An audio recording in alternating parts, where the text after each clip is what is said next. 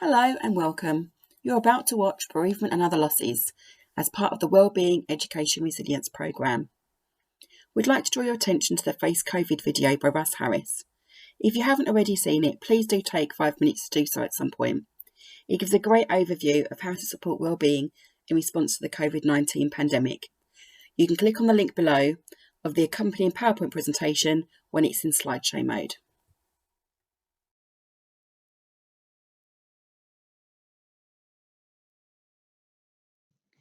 This is the fourth video in the Watch element of the WER programme. It focuses on bereavement and other losses. There may be key concepts that are touched upon very briefly in this video that are explained more detail in the concept index video. These are marked with a blue star with CI in the middle.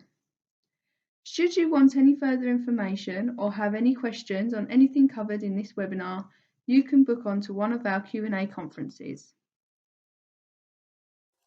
The Bereavement and Other Losses section of the WER programme is split into 4 parts. This slide shows you which part you're about to watch and also lists the other parts in case there are any other aspects you would like to find out more about. This webinar will cover the following topics: understanding loss and bereavement, what happens and how can adults help and support people? When should adults seek further support? How do we talk about tricky topics? If you see this symbol of a thought bubble with activity in the middle, please pause the video if you wish to take time to do the suggested activity or reflection. Whilst watching this video, please be kind to yourself and pay attention to how you are feeling throughout. Should you wish to stop or take a break, please do so.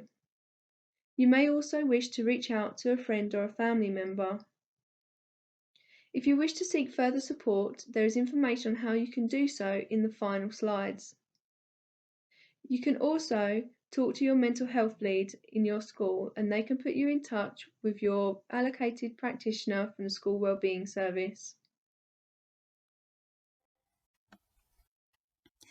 The Aspects of Grieving model by Kubler-Ross recognises aspects of grief rather than stages. When something awful happens, we may feel in shock, we may find it hard for the reality to sink in, and we may be in denial about what's happened. You might hear people asking, can you check that's happened? Where did you hear that from?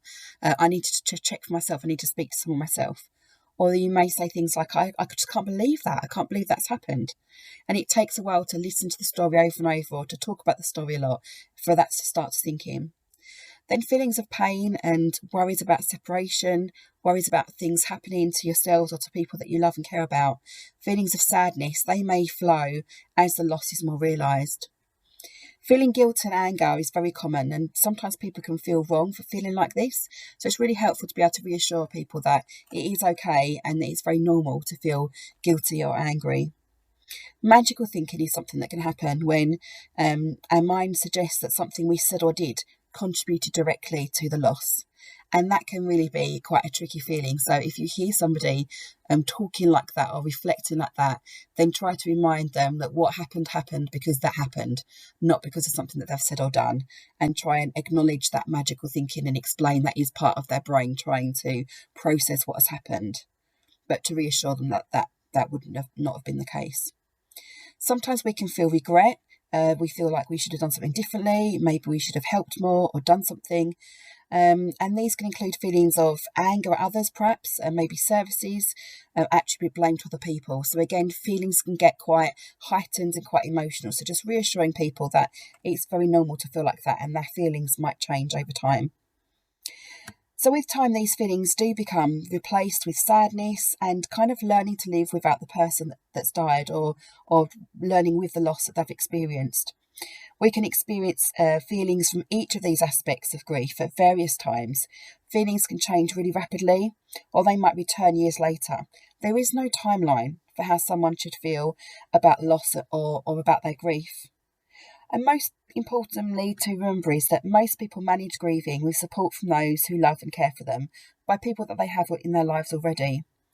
And sometimes, though, if people do get stuck within a particular aspect of grief, then sometimes professional help can be really useful from other agencies, just to try and help them to work through a particular aspect of grieving in order for them to continue living their lives in the way that they want to. So moving on to things you can do to help someone who's grieving. So if we're looking at the top of our diagram here, it's really important to listen and talk. This is where you want to be using your active listening skills. Show them that you are there to hear them and only them, and they are all that matters to you in that moment and time. You need to be showing them compassion and normalising their feelings. So letting them know that death and grief is something we will all experience, and it's totally normal to feel what they are feeling in that time. So being honest and avoiding half-truths and avoiding euphemisms. This is things, for example, the dog's gone to the farm, or Nanny's up in the clouds, for example. It's important to be as honest as you can with that person and really let them know that what has happened is that this person has died and they won't be coming back. This stops the confusion and it sets those real expectations for that person. They won't be seeing this bereaved person again. Check how the family has explained the death to the child or young person. So it's really important. You want to make sure there is consistency. If it's a situation where you're not able to be honest with that child in terms of explicitly explaining to them that this person has died, if the family have explained it in another way, it's important that you are actually keeping consistency with them. You don't want to confuse that child. So do check with the family how they've explained it to the young person. So provide normal routines with flexibility. Routine is always important for a child or young person in regards to any form of mental health, but it's important that you do have that little bit of flexibility with them. They won't necessarily be behaving and thinking and feeling how they would usually, so they're not going to be able to perform their tasks in the way they normally would. So remember that grief is a journey full of different tasks. And this is really, really important. Grief isn't linear. It's not something that just gets better over time and then it all of a sudden goes away. It's something that will keep coming back to the young person, to the child, to your friend or their family member. It's something that will come and it will go, and it will come back during different times in their lives. These could be times of transition. This could be triggering times, for example, dates, places, anniversaries, birthdays, and it could come during changes of routine and uncertainty. So it's really important to pay attention to this at the moment. If you do have children that have experienced loss or who have been grieving, they may be experiencing it far more at the moment during lockdown. Extraordinary, often enough to help, not something extraordinary. So this is looking at the idea that it's the small everyday things that count. You want to be that consistent person who they can count on, who's just checking in on them, doing those little things for them every day, not big grand gestures of support. They need that small and often. And it's really important to remember that not everybody who's grieving will need extra support. Some people they'll need extra therapeutic support, but the majority of people who go through grief and experience grief are able to manage their emotions and the journey just with that small bit of support from their loved ones and their family and friends. It is incredibly important to consider how our culture impacts on our experiences of grief and loss. We need to understand not only how these things impact on us as individuals, but when living and working as part of a diverse community of many cultures and religions, it is important to consider the experiences of others too. Families will have varying approaches to ideas and meaning of life and death, and there may be different expectations around the process of how people respond to a death in their family, in terms of rituals and rites of passages, ceremonies and other activities. And COVID-19 will definitely have had an impact on the extent to how these activities have been able to be carried out or not. And this could in itself cause additional distress or other feelings for family members too. So be curious with your families about how they experience death, and ask about their expectations and beliefs so that you can see how you can support and help them. Some considerations, not an exhaustive list, but some examples of the different things that you might want to think about and have an awareness of, where there may be differences or similarities in terms of how people in a community are thinking about and responding to death. So there may be differences about expectations of spending time with their loved one once they've died, whether that's in a funeral home or actually having their loved one and the body present in their own home for a certain length of time so that family can come and visit. There may be differences in how people grieve, so how they physically share their emotions or display their emotions may differ from family to family. There may be differences culturally between our spiritual beliefs, maybe the beliefs about our afterlife, our religious beliefs, our cultural beliefs around how we want to assist the journey of our loved one through the kind of expectations that we have about life and death. And it's really important when we're having discussions in schools, within our school communities about life and death, to make a clear distinction between, if you're sharing a thought or an idea of your own, to be very clear on, well, this is my belief, this is what I think and feel, but I'm very aware that lots of people may think differently to me. And so, what is it that you believe, and what is it that your family believes in? And can I hear some, thoughts about what expectations your family have or things you're going to be expecting to be doing, so that we can appreciate and respect the differences that we have between our families and our cultures. There may be differences around expectations of certain mourning periods, or how various things will happen, like a timeline. So there may be certain periods between when a death occurs and the kind of funeral or activities around that. There may be differences in kind of what actually happens to the body, which may rely on certain religious beliefs or cultural beliefs or expectations. So it's all of these things around what is expected of the family, of each other, and what are they expecting from us. And just be curious, reach out, engage with families, find out what their expectations are and what they might need from you in order to support their experiences. When we're thinking about having conversations with people about loss, bereavement, death and dying, tragedies happening, awful things happening, it can sometimes be really tricky talking about topics like this. It's helpful to think about the Voldemort effect. And if those of you who've read Harry Potter or watched Harry Potter films will recall how there was so much fear around Lord Voldemort that he was only ever referred to as he who should not be named. And it was Harry Potter who actually said, you know what, no, I'm not going to call him that. I'm going to call him by his name because that's what it is. And I'm not going to create any more fear by feeling as though, just by saying the name, something awful is going to happen.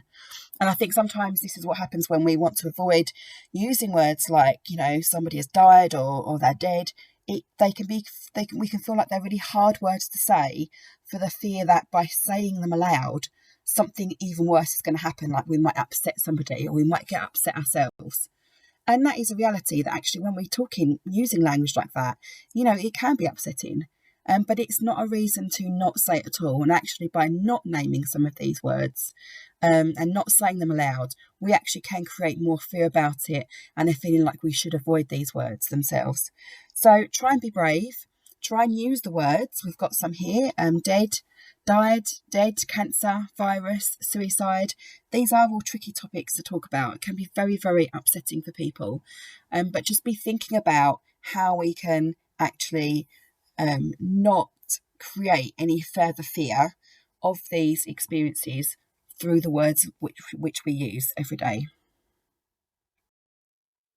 So continuing with our theme around language, it's really interesting to think about euphemisms and thinking about death as a kind of taboo topic. Quite often, adults will use euphemisms or various phrases of language that are used as a way to try and make something that's difficult to talk about, less painful or less explicit, to kind of water it down a little bit to make it more palatable, maybe easier to discuss.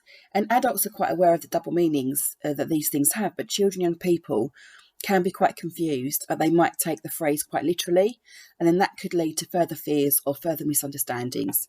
So, for instance, if we're talking about an example of saying that somebody, is quietly sleeping now as a euphemism for death or dying, that could lead to children being frightened of going to sleep for worrying that they might die in their sleep and thinking that's a possible thing that might happen.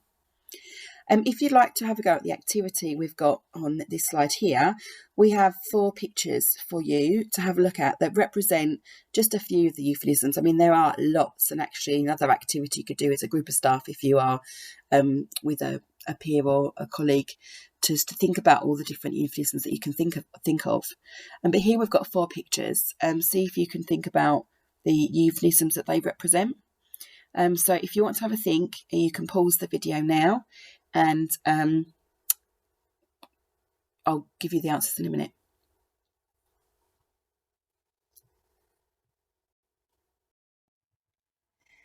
You might be really interested to learn more about and gain confidence in how to talk to children and young people about death. And St Luke's Hospice have got some really great downloadable leaflets on their websites with further information. It gives you some scripts and some ideas of different things you can do when you're talking about death with children and young people. So on the video, you won't be able to click on the link directly, but if you go to the accompanying PowerPoint presentation, you'll be able to click on the PDF link there when it's in slideshow mode. Another way of thinking about how we can help people with their grief is to think about the 4 key tasks of mourning. This is the emotional process that occurs after a loss.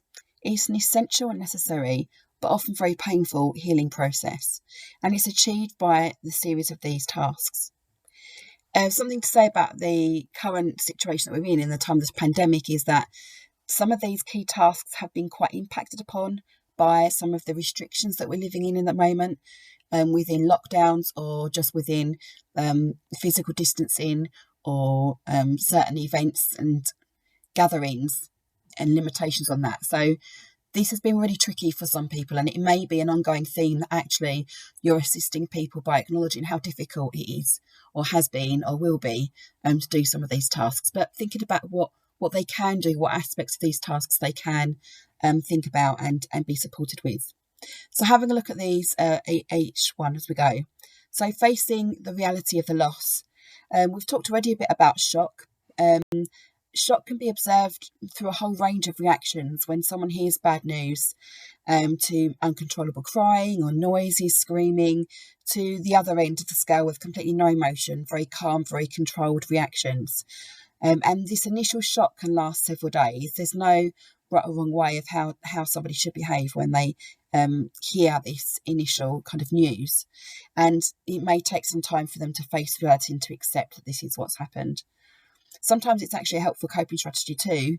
The numbness can allow people to undertake certain practicalities or certain activities that need to be done in the very early stages of a loss. Things, organise things and to check on people, make sure everybody is okay.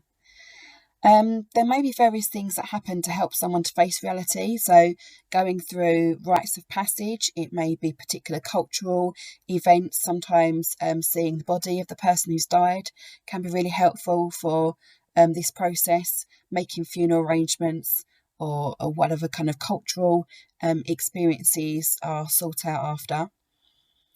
And again, in the light of COVID, this has been very, very difficult. So people have not been able to go to funerals or attend funerals, or sometimes to carry out certain activities that are really important for them to do with their religion or their culture. So this really needs to be acknowledged and for their feelings to be supported in terms of that recognition. To process the pain of grief, this experiencing the pain, as numbness goes, and intensely painful feelings might be felt. And these might be felt for weeks or months to come after, and sometimes even to reappear from time to time across their whole life.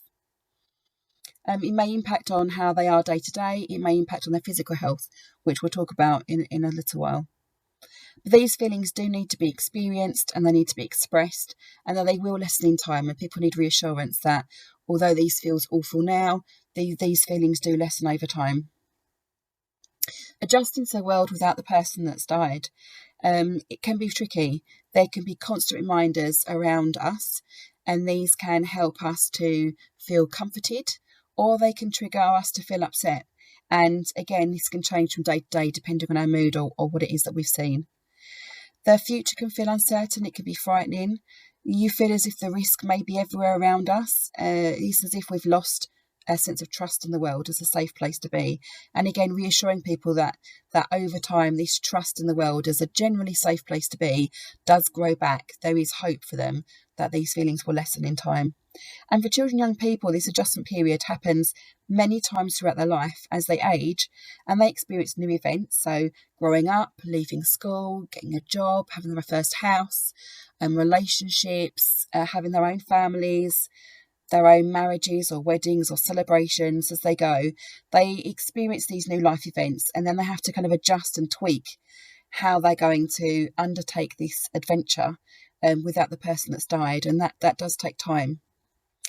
And it's really important just to home in on the fact of information sharing. So as children and young people move through and transition into new phases or to move schools, just making sure that the staff receiving them do have an understanding of loss or bereavements that they've experienced, because it may be that actually for a couple of years in a very settled environment, it's not been a problem for them, but actually moving to a new school or going through a new task of development in their aging could actually bring that bereavement to the forefront again. So it's important that staff have that knowledge and history of what's happened with them.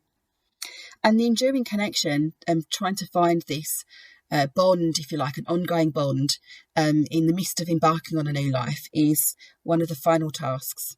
And this is about how, we can live sort of mainly day by day. We're living without that person now, but continually having that person present in some way in our life. And this can be really reassuring and really comforting for people. It's about thinking about our memories, thinking about finding ways that we can stay connected to them. Maybe some people like to find a way of communicating, talking to that person. We have to, help them to remember that sometimes we don't always hear back from the person. But some people do like to think about signs they see around them, or sometimes you get some symbolic things that help people to feel connected. And everybody's different in terms of their belief systems, their cultural beliefs and their religious beliefs. So everyone will have their own narratives about what that looks like and how that might be. But it's about how we can share our current life with the person who's died, and how we can keep them being present in our lives even though they're not physically here with us anymore. And again, another reminder about significant events. So things like birthdays, anniversaries, annual celebrations. These can be really painful, and the lead up particularly can be quite painful. So if there is any differences in behaviour or emotional well-being, sometimes just checking the calendar and seeing if there are any significant events or timings coming up, it might help us to understand why someone is behaving in a certain way. Leading on from the 4 tasks of mourning, we think here about memory making. We've talked a lot already about the importance of listening and giving time and space for children and adults to speak about what's happened, without pressing or asking lots of questions, just allowing them the opportunity to talk if they want to. And there's some really lovely ideas of memory making that include talking and reminiscing, sharing stories, perhaps being more creative and making things like memory boxes, sand jars, photo books or storybooks, making journals. So these are times where the child or adult can have a time to think about memories that they've got, and to gather things together, sometimes to create something that they can then look back on in future times when it is that they want to have that time to think about and connect to the person that they've lost. Try to time these activities when the person feels like talking and not because it's an allocated or arranged time to do so. So you may actually have a timetabled event going on, but actually if the young person or adult or child isn't feeling in the mood to talk about it or do something, then just be flexible with that and do something else and come back to it another time. There are lots of websites that can help. Child Bereavement UK or Winston Sweeter are a couple of examples. Mind Ed on their website have further training and information, and local services like St Luke's can often help with packs of ideas and things, of things that families can do at home with children, young people, or you could do in school with a key adult. But either way, it's about thinking about the different things they can do to remember the person and their time and memories with them.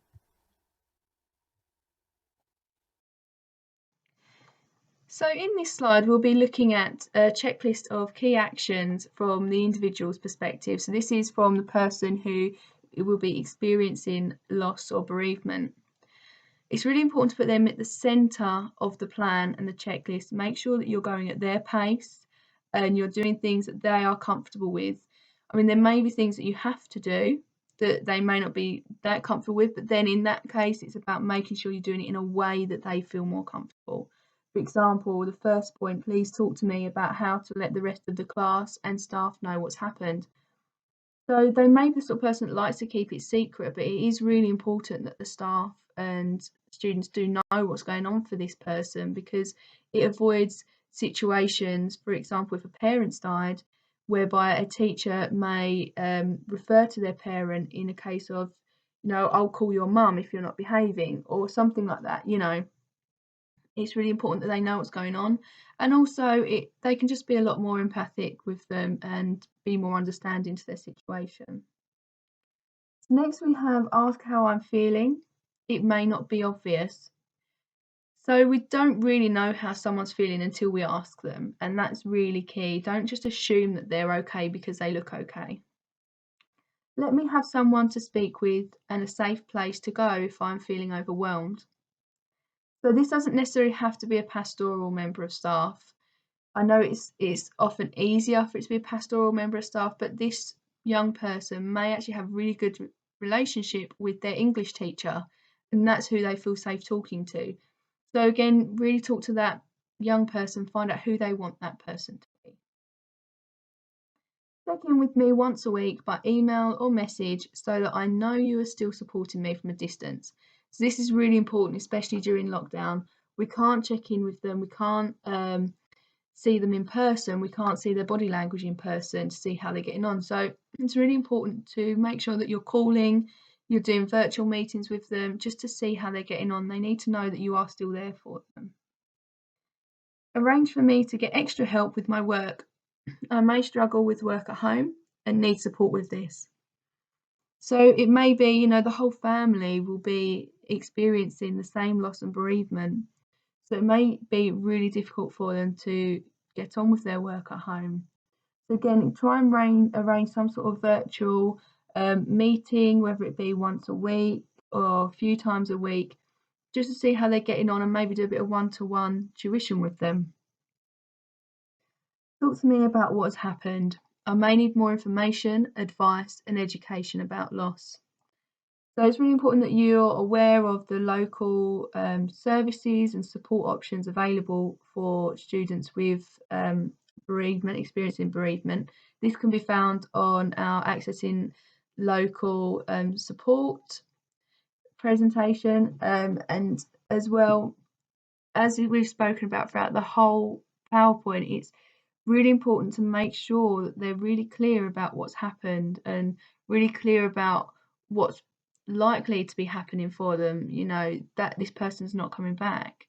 And it's really important they are leading on to the next point, that they understand that they'll not necessarily get over it or put it behind them, but with time they will learn to cope with this change. It's not going to be an easy road, but they will learn to cope with it. Help me to find new dreams of the future and make plans. Again, they need to be able to try and picture their future without this person and what it's going to look like. Realise that I have a lot on my plate. I will keep up as best as I can. So your expectations naturally just can't be as high as they would be for this person before they would have experienced this loss and bereavement. It should obviously, hopefully, be temporary, but you do need to give them a little bit of slack. Let me know about groups for children and young people who are also coping with loss and change. Again, this is about knowing what services are available locally or online, if there are any online forums that may be there to help them as well. Give me extra encouragement for all the things I'm managing to do and keep me in mind. So it could be the tiniest little things that you wouldn't necessarily praise for usually, or it might be things that they don't even realise that they're doing, that they weren't doing last week. You really need to point it out so that they know and they can see that they are doing better. And if they're doing better now, they can keep doing better. Remember important times of the year, dates and anniversaries. So these could be triggering times for someone experiencing loss. For example, if they've lost an aunt, it could be their aunt's birthday, it could be the anniversary of their death, for example. These are really important dates to keep in mind because it's likely that student's going to be having a bit of a wobble on those days, and it may be important also to let their teachers know as well so they can be a bit more forgiving on those days too. And also it's just good to check in with them on those days as well.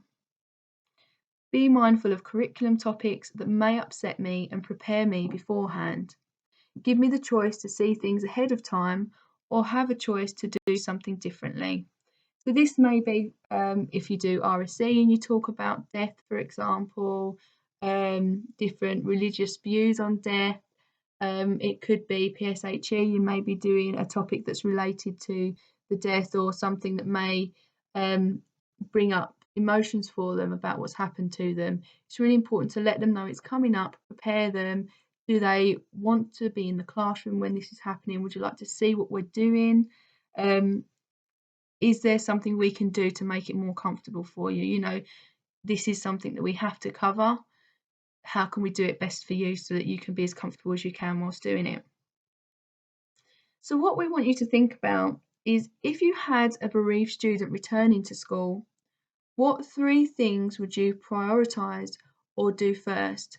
So this is a point where you can either stop the video here to do the activity, this is a question we want you to think about, or you could carry on going to the next slide. We mentioned as an ongoing theme how hard it can be for us to discuss issues like death and loss and grief. And having a whole school approach takes away some anxiety that people might have, wondering what it is okay to talk about. A bereavement policy, which sets out the whole school approach, all the ways in which the school community has prepared for the possibility of experiencing grief and loss, and how it embraces the language of life and death throughout the curriculum and activities. It's a document that could sit within the critical incident management plan that schools will already have around a critical incident or a large-scale event happening in your school. But this document should also connect to and cover if somebody dies in the school community, and so that can link in with the bereavement policy in itself. There are lots of ways in which life and death can be addressed, and sometimes with much less emotion than when it's a topic that people are experiencing for real, across all the different areas of the curriculum: English, literacy lessons, geography, history, art, science, even sports, and so on. We do need to be careful about curriculum hotspots, which is where children who have been bereaved or young people might be particularly upset or pushed back into a grief process by hearing about or having to do a task which is connected to death or loss, or maybe particular to their own circumstances, or maybe the time of year that the child or young person is in. So we need to be aware of these curriculum hotspots. If we think we've got a young person who's vulnerable, who's experienced bereavement in our classes, it's important just to be mindful of what you're planning to teach and to learn about the topics and the themes that it touches upon, to be mindful of those things and to check in with the child or young person and their family to warn them that this is coming up, and to think about how it might impact on them and how they can seek support and let you know if things are difficult for them when they're doing those activities and doing that part of their learning. So it's not that they will necessarily have to avoid doing those certain things in the curriculum, but actually just have some support in how they might do that in a way that doesn't impact on them too much. The more we use language about life and death in our everyday lives means that we have a really good solid foundation and basis, so that when something happens in something emotional in our school and we're feeling in quite an emotional place, we have a good language already established for talking about it. We haven't got to worry about that, as well as all the various feelings that we're trying to wrangle with. There are there's guidance in the Child Bereavement UK website. They have a policy which there is a link to down below. If you're watching the video, you won't be able to click on the link directly, but if you go to the accompanying PowerPoint presentation, then you can download the link or click on the link to download the document while the presentation is in slideshow mode. And within that document, page 59 to 64 actually gives you guidance on how to write a bereavement policy. But if you'd like any further information about how to do that, then your educational psychologist will be able to support you with that, so you can always discuss that with them. This is something that's both reassuring and sad, in the fact that death is a part of life. It's part of the cycle of life, and it's something that we'll all experience to various extents throughout our own journeys through life. Generally, people manage to process and express their feelings of grief, to go through the 4 tasks of grieving and mourning, experiencing those various aspects of grieving that we've been talking about earlier, with support from those that they already know in their lives and people that they see day to day. Grief isn't an illness, and although definitely lots of support might be needed, it's often the familiar people around them that's best placed to provide that support and care. It is really painful, and it's a really tricky experience to go through, but it is a normal one. And sometimes if we're finding that the impact of grief goes on for longer than a few weeks or months, especially if there's particular ongoing impact on their health or their bodies, their ability to function day to day, or they may be stuck with a particular aspect of the grieving process, then seeking support from others, such as grief specialists, counsellors, or other agencies, can be really helpful. This is a really nice phrase that I heard on a training once, where people were talking about when someone experiences a loss, what they need is not something extraordinary, but they need something extraordinary. So this is the idea that people need their day-to-day routines, people that they hear and see around them, their normal structure to their lives, but they need extra, they need more of that, more of their normal. They need more, maybe checking in with, more connections. They might need a little bit more structure or a bit more routine, or they might need some flexibility to their routine. But what they need is extra of that ordinary, rather than something extraordinary that they might need from specialist people. But that's not to say that there are some times when people very much benefit from seeking professional support over and above the people that they already have in their lives. We sometimes talk about a period of watchful waiting, and this can be helpful when someone is grieving and you're offering support to them, you're thinking about who is already in their life and helping them to strengthen connections, asking them what support they want and need, making reasonable adjustments, and encouraging routine but with flexibility. And as we've talked about, there are lots of different behaviours that we might see, which is a normal manifestation of grief, really, things that we were talking about in the last couple of slides. So on this slide is a visual that might be helpful for you to think about some of the behaviours which we see that are very normal, that aren't necessarily cause for concern, but actually it's about how long this journey is in and how long they're showing these kinds of behaviours. So although things like regressing to younger behaviours or challenging behaviours or being disorganised, all of those things are okay and normal things to be happening.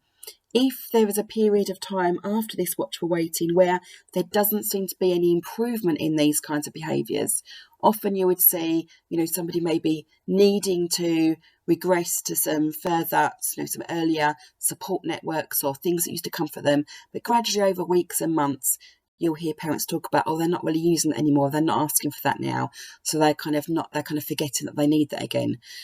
Things like patterns of eating and sleeping tend to start getting better. So be aware of anybody that's showing lots of these problems all at once, or people who are kind of stuck, who aren't moving on for long. Obviously, there are things around risk assessing, self-harming behaviour or suicidal thoughts and behaviours, and seeking professional help with those as soon as you need to. And I think something to say generally about trying to make the decision about when do we seek further support. I think just seek some advice as soon as as soon as you want it, because I think any professional that works within services that's supporting people with loss and bereavement and grief are more than happy to answer questions, to give consultation, to give advice, and to support you in supporting your school community. So don't delay or don't worry, be anxious about thinking that it's, you have to make this decision. This is just a slide to kind of help you to think about the kinds of indicators that you might think this is going on for too long now. But in the meantime, if you're worried about anything, just, pick up the phone or email somebody and just to get some advice or to have some consultation on that. That's absolutely fine. If a school or college experiences the death of a pupil or a staff member or any other kind of critical or sad event that might impact on their school community, they can request support from the local authority to help to implement their critical incident policy, their critical incident management response plan. And the Responding to Distressing Events video gives more information on this. The WER programme, Bereavement and Other Losses presentations are split into 4 parts to enable you to have bite-sized videos to watch. You've just been watching part 1. Why not check out the other parts 2, 3 or 4 of our programme? The Thurrock COVID-19 Child Wellbeing Support Line has been set up to support children, young people, their families and school staff during the coronavirus pandemic. It is for anybody to call or email if they'd like to speak to somebody about an issue or a theme to do with wellbeing. This can be staff from school, parents and family members, young people themselves. If they call the support line number or email the helpline email, leave a message with their name and contact number, and someone from the team will call them back. There are also some other contacts here for local support services. Now we're at the end of this session, it's a good time just to check in with yourself and to see how you're feeling now.